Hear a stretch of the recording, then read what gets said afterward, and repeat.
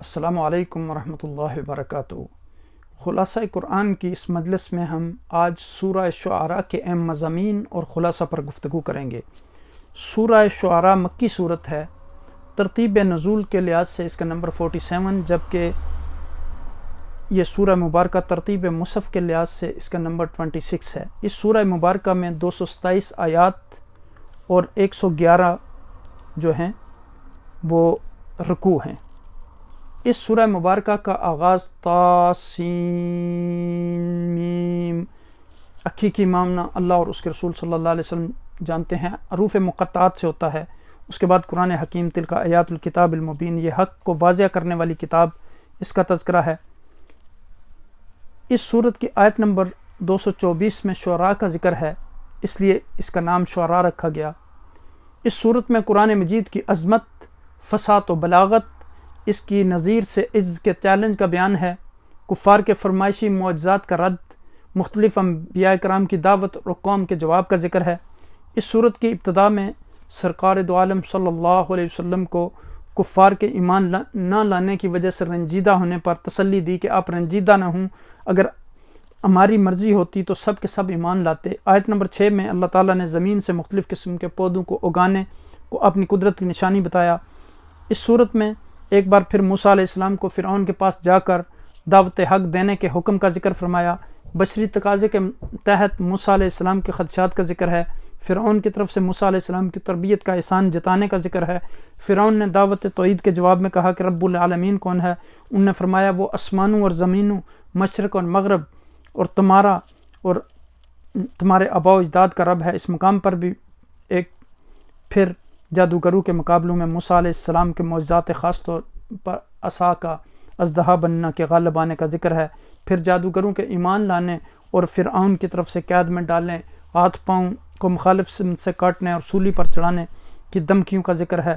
پھر اس بات کا بیان ہے کہ موسیٰ علیہ السلام بنی اسرائیل کو لے کر گئے، سامنے سمندر تھا، پیچھے فرعون اور اس کے پیروکاروں کا تعاقب۔ اللہ تعالیٰ کے حکم سے موسیٰ علیہ السلام کی لاٹھی کی ضرب سے سمندر پھٹ گیا، بنی اسرائیل کے لیے راستہ بنا، وہ سلامتی کے ساتھ سمندر سے پار چلے گئے اور فرعون اپنے لو لشکر سمیت سمندر میں غرق ہو گیا۔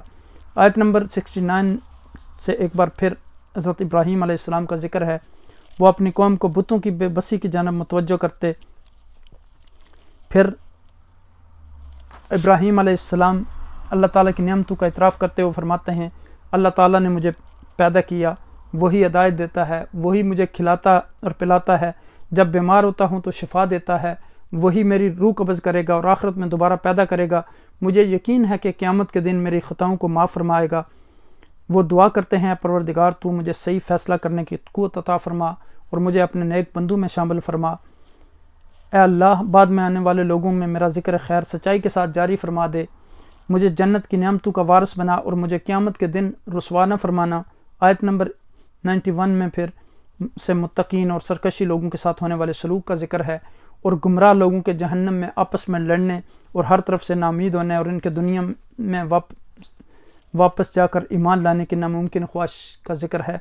پھر آیت نمبر 105 سے نوح علیہ السلام کی دعوت حق کا ذکر ہے۔ وہ رسول امین تھے، سرکش لوگوں نے کہا کہ ہم آپ پر ایمان کیسے لائیں، آپ کے پیروکار تو پسماندہ ہیں۔ پھر نوح علیہ السلام اللہ تعالیٰ سے اپنے اور اپنی قوم کے درمیان آخری فیصلے کی دعا مانگتے ہیں، اللہ تعالیٰ ان کو اور ان کے پیروکاروں مومنوں کو کشتی کے ذریعے نجات عطا فرمانا، اور سرکش قوم طوفان میں ڈوب جاتی ہے۔ آیت نمبر 124 سے ہود علیہ السلام اور ان کی قوم عاد کا ذکر ہے۔ اللہ تعالیٰ نے اس قوم پر نعمتوں کی فرمانی چوپایوں، اولاد، نہری بغات کی صورت میں فرمائی تھی۔ چوپایوں سے مراد جانور ہیں۔ انہوں نے مضبوط مکانات اور بلند مقامات پر عشرت گاہیں تعمیر کر رکھی تھیں۔ پھر بالآخر نبی کی تکذیب کی بنا پر اس امت کو بھی، اس قوم کو ہلاک کر دیا گیا۔ آیت نمبر 141 سے حضرت صالح علیہ السلام اور ان کی قوم سمود کی نافرمانیوں کا ذکر ہے۔ ان پر بھی اللہ تعالیٰ نے نعمتوں کی فراوانی کر رکھی تھی، میٹھے چشموں، باغات اور زرخیز زمینوں کے علاوہ پہاڑوں کو تراش کر مکانات بناتے تھے۔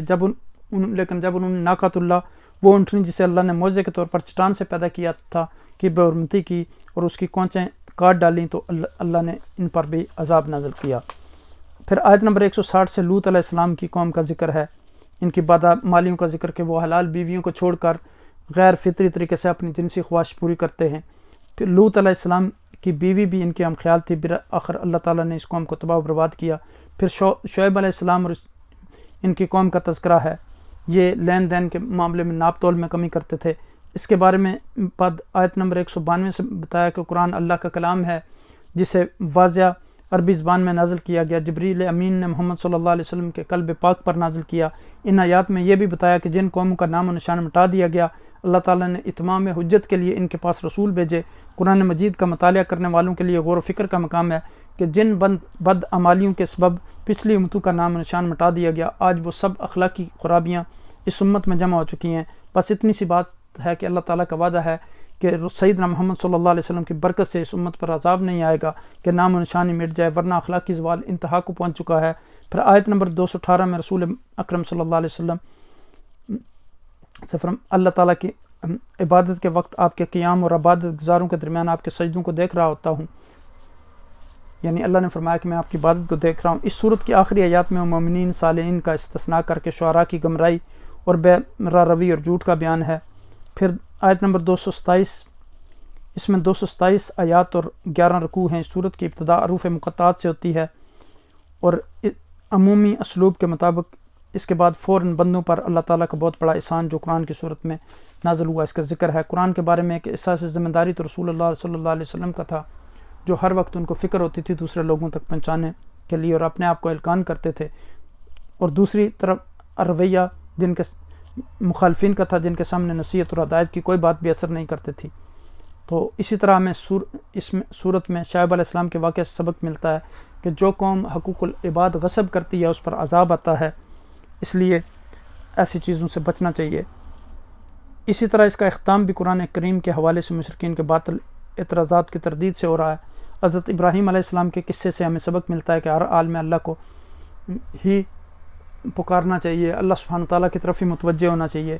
حضرت نوح علیہ السلام کے قصے سے ہمیں سبق ملتا ہے کہ ہدایت اسی کو ملتی ہے جسے اللہ چاہے۔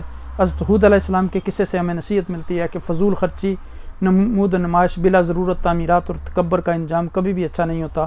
حضرت صالح علیہ السلام کے قصے سے ہمیں سبق ملتا ہے کہ ہر ناشکری کا انجام ہلاکت ہوتا ہے۔ سورہ شعراء میں 3 اہم باتیں ہیں، 7 انبیاء کرام کے قصے، حضرت ابراہیم، حضرت نوح، حضرت موسیٰ، حضرت ہود، حضرت صالح، حضرت لوط، حضرت شعیب علیہ السلام۔ پھر حضرت ابراہیم، قرآن کی حقانیت، شعراء کی مذمت کہ ان کے پیچھے تو بے راہ لوگ چلتے ہیں، یہ ہر وادی میں بھٹکتے ہیں، ایسی باتیں کہتے ہیں جو کرتے نہیں، البتہ وہ لوگ مستثنیٰ ہیں جو ایمان لائے اور نیک عمل کیے اور اللہ کو کثرت سے یاد کیا۔ اللہ پاک ہمیں اس سورہ مبارکہ کے احکامات پر عمل کرنے کی توفیق عطا فرمائے۔ السلام علیکم ورحمۃ اللہ وبرکاتہ۔